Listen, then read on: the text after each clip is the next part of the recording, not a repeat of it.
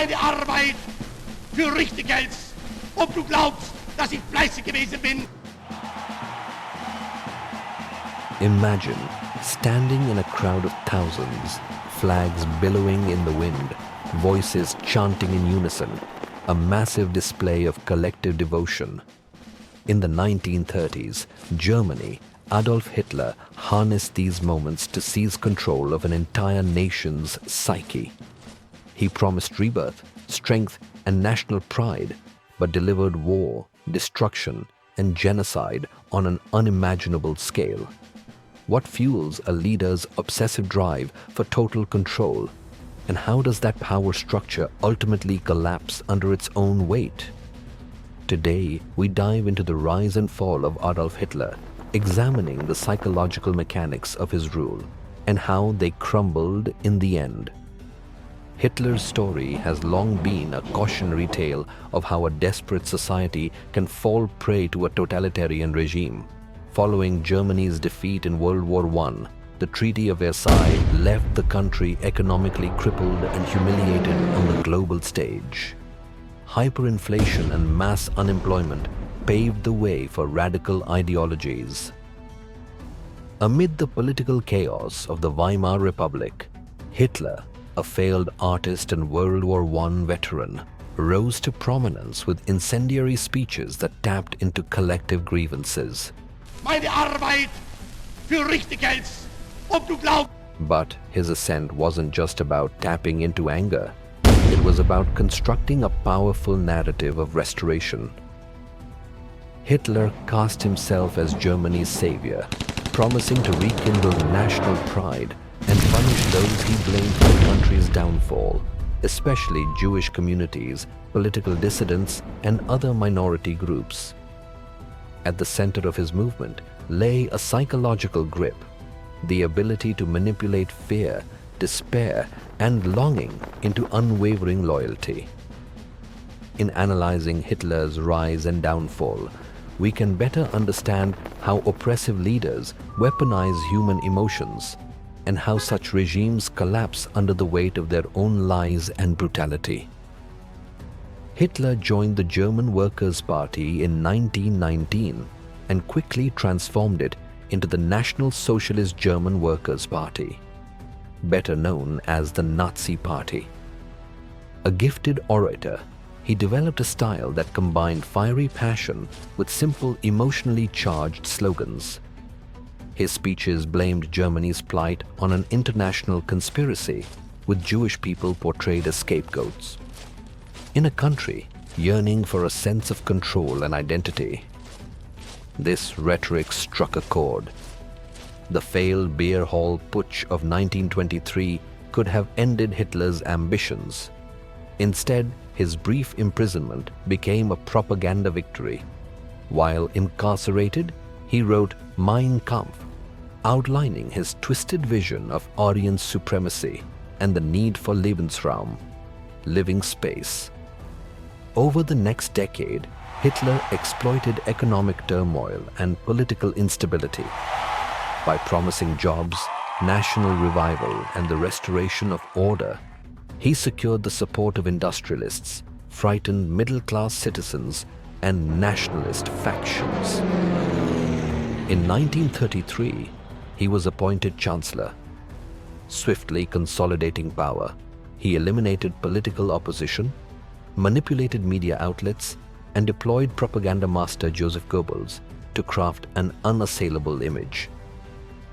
By 1934, Hitler declared himself Führer, solidifying a regime built on propaganda, terror, and unquestioning obedience. The seeds of destruction were planted even as Hitler proclaimed a new dawn for Germany. His foreign policy hinged on relentless expansion, occupying the Rhineland, annexing Austria, and seizing the Sudetenland. While European powers initially appeased him, the invasion of Poland in 1939 triggered World War II. This marked a historic turning point.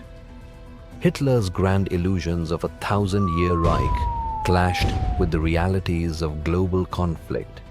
Yet his most heinous act was orchestrating the Holocaust, a systematic plan to annihilate Jewish people, along with Romani communities, Slavs, political dissidents, disabled individuals, and LGBTQ+ persons.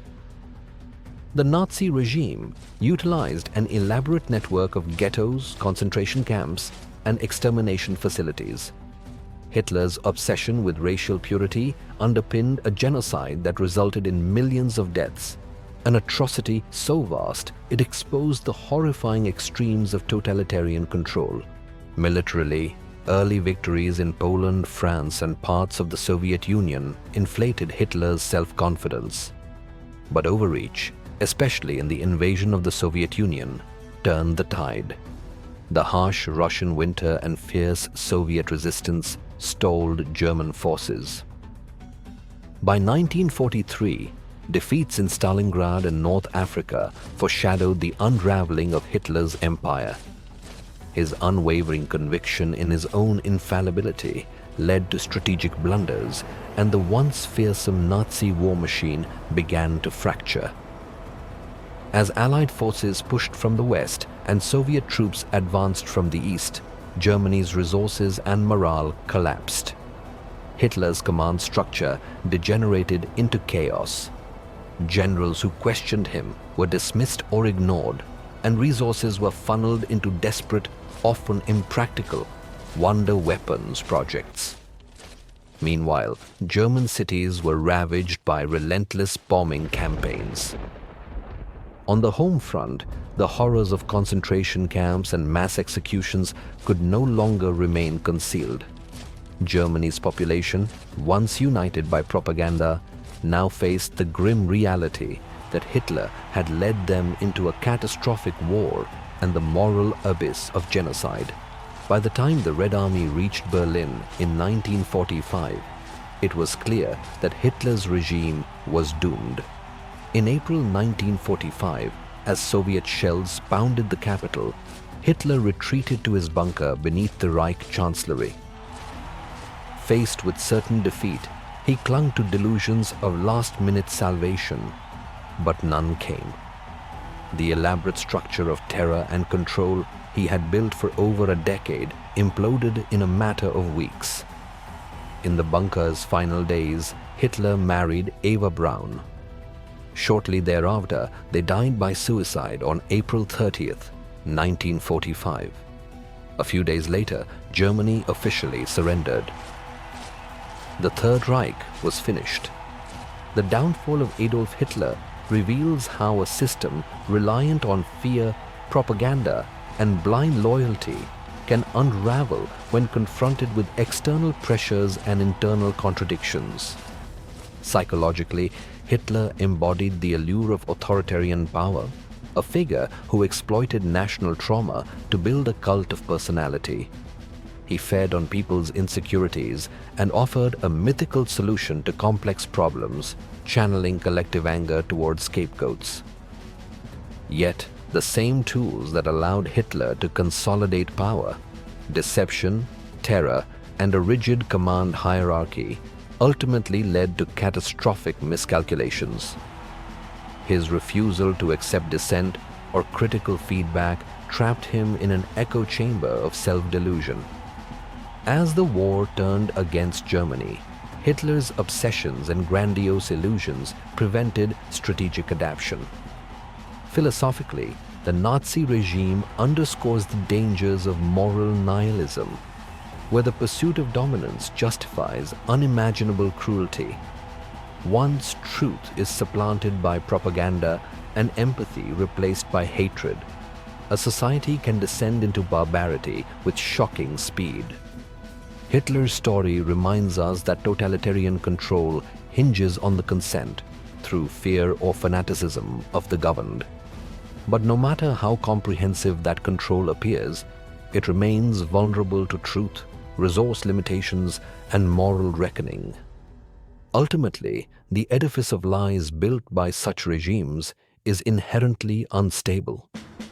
In a world facing rapid social and political upheavals, the lessons of Hitler's rise and fall remain profoundly relevant. authoritarian figures still exploit economic discontent, societal fears, and cultural divisions. They promise swift solutions or scapegoat minority groups, echoing tactics Hitler once used. But the collapse of the Third Reich also shows that regimes built on oppression, deception, and violence are not indestructible. For us, the takeaway is vigilance. Societies must recognize how easily anger and fear can be manipulated into blind obedience. Freedom of the press, independent institutions, and public accountability serve as bulwarks against a repeat of such nightmares. As we reflect on Adolf Hitler's life and the colossal ruin it brought, we must continue to ask, are we challenging the narratives of hate and division wherever they appear? History's warning is clear.